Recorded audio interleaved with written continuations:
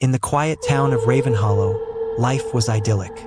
Nestled in a valley and surrounded by dense forests, the town had a charm that drew tourists in droves. But beneath its picturesque facade, a growing fear festered.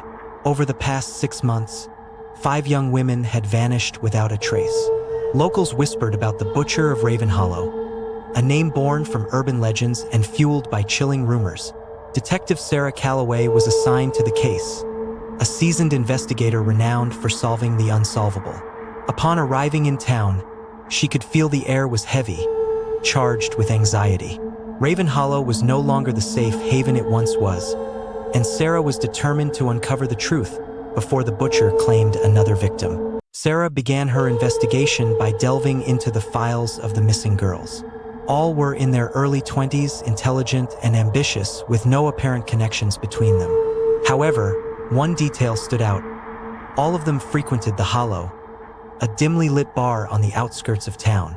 Locals described it as a gathering place for drifters and outcasts. An interview with the bar's owner, Hank, proved fruitless. Shrugging, he said, "I see dozens of faces every night, but if you're looking for trouble, the Hollow's the place to find it." Sarah felt Hank was hiding something, but without solid evidence, she moved on.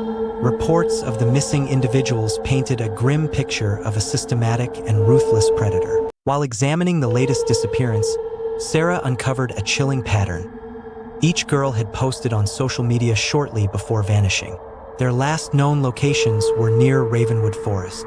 The sprawling, dense forest had long been a source of local folklore, with tales of ghosts and cursed lands. Armed with a flashlight and a map, Sarah ventured into the forest. She stumbled upon an abandoned cabin hidden among the trees. Inside, she found a torn notebook filled with eerie sketches of women. Some faces were familiar, those of the missing girls. The final page bore a horrifying message: "The hunt begins at night." As Sarah delved deeper into the case, it became clear the killer was watching her every move. Strange occurrences began.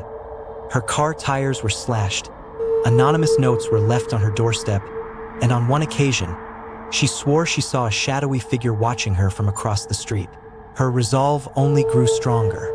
She enlisted local officers to patrol the forest and set up hidden cameras near the cabin. "It's a game to him," she told her team, "but he underestimated us." The breakthrough came when a young woman named Emily stumbled into the police station, bruised and shaken. She claimed to have escaped the butcher. Through sobs, Emily described how she was lured into the forest by a man who offered her a ride home. His voice was soft, and his demeanor was eerily calm. Emily managed to escape when the man became distracted. Trembling, she said, "He keeps trophies, jewelry, locks of hair. He's obsessed with his victims." Using Emily's description, Sarah devised a plan to trap the killer. They organized an undercover operation, sending a female officer into the Hollow. She posed as a traveler from out of town, fitting the killer's preferred profile. The team watched as a man approached their decoy, his behavior disturbingly suspicious. He introduced himself as Daniel, a maintenance worker with deep roots in Ravenhollow. Sarah's instincts told her they had their suspect, but she needed concrete evidence.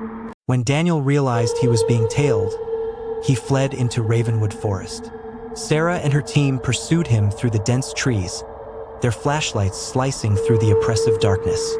They discovered his hidden lair, a horrifying underground room beneath the cabin filled with mementos of his victims. When cornered, Daniel lunged at Sarah with a knife. A fierce struggle ensued, and Sarah managed to overpower him.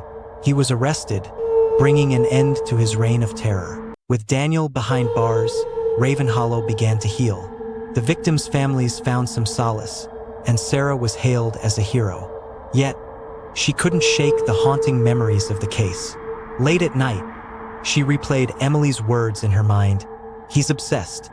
Though the town moved on, Sarah knew the scars left by the butcher's crimes would linger. Deep down, she couldn't escape the feeling that the darkness in Ravenhollow hadn't entirely vanished.